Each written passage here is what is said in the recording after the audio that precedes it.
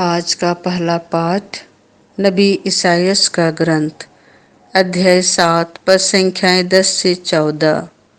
कुंवारी गर्भवती है। प्रभु ने आकाश से कहा, चाहे अधोलोक की गहराई से हो, चाहे आकाश की ऊंचाई से, अपने प्रभु ईश्वर से अपने लिए एक चिन्ह मांगो।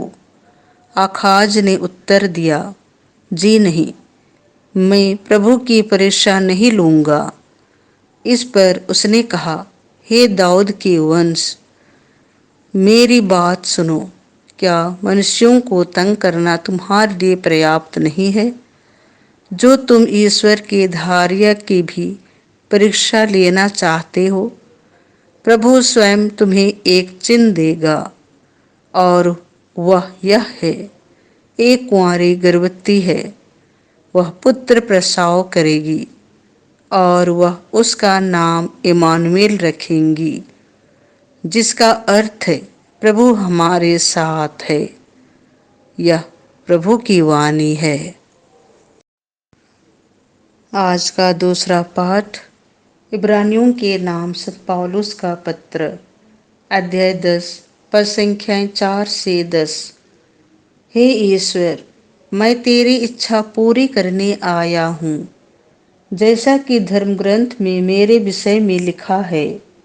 सांडों तथा बकरों का रक्त पाप नहीं हर सकता, इसीलिए मसीह ने संसार में आकर यह कहा, तूने ना तो यज्ञ चाहा और न चढ़ावा, किंतु तूने मेरे लिए एक शरीर तैयार किया है। तू ना तो होम से प्रसन्न हुआ और न प्रायश्चित के बलिदान से। इसीलिए मैंने कहा, हे ईश्वर, मैं तेरी इच्छा पूरी करने आया हूँ, जैसा कि धर्म ग्रंथ में मेरे विषय में लिखा हुआ है। मसीह ने पहले कहा, तूने यज्ञ, चढ़ावा, होम अथवा प्रायश्चित का बलिदान नहीं चाहा, तू उनसे प्रसन्न नहीं हुआ। यद्यपि ये सब संहिता के अनुसार ही चढ़ाए जाते हैं। तब उन्होंने कहा, देख, मैं तेरी इच्छा पूरी करने आया हूँ।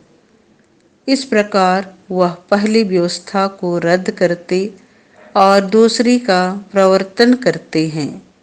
यीशु मसीह के शरीर के एक ही बार बलि चढ़ाए जाने के कारण हम ईश्वर की इच्छा के अनुसार पवित्र किए गए हैं।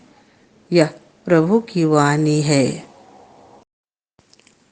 संत लुकस के अनुसार पवित्र सुसमाचार अध्याय 1 पद संख्याएं 26 से 38।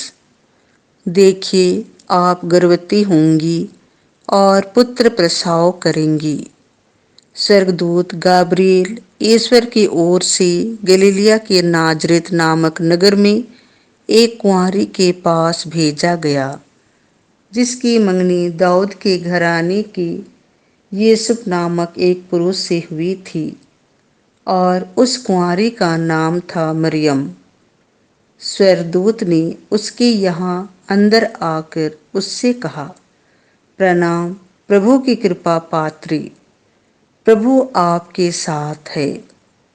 वह इन शब्दों से घबरा गई और मन में सोचने लगी कि इस प्रणाम का क्या अभिप्राय है। तब स्वर्गदूत ने उससे कहा, मरियम, डरिए नहीं, आपको ईश्वर की कृपा प्राप्त है।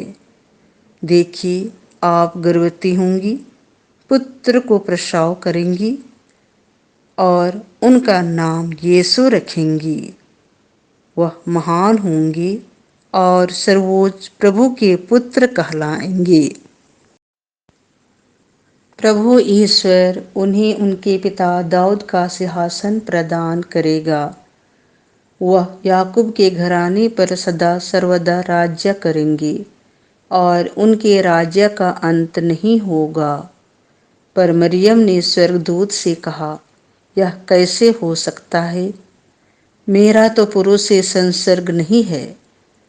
स्वर्गदूत ने उत्तर दिया, पवित्र आत्मा आप पर उतरेगा और सर्वोच्च प्रभु की शक्ति की छाया आप पर पड़ेगी। इसलिए जो आपसे उत्पन्न होंगी वह पवित्र होंगी और ईश्वर के पुत्र कहलाएंगे। देखिए, बुढ़ापे में आपकी कुटुंबनी एलिजाबेथ के भी बेटा होने वाला है। अब उसका जो बांझ कहलाती थी, छठा महीना हो रहा है, क्योंकि ईश्वर के लिए कुछ भी असंभव नहीं है। मरियम ने कहा, देखिए, मैं प्रभु की दासी हूँ, आपका कथन मुझ में पूरा हो जाए। और स्वर्गदूत उसके पास से चला गया। यह प्रभु का सुसमाचार है।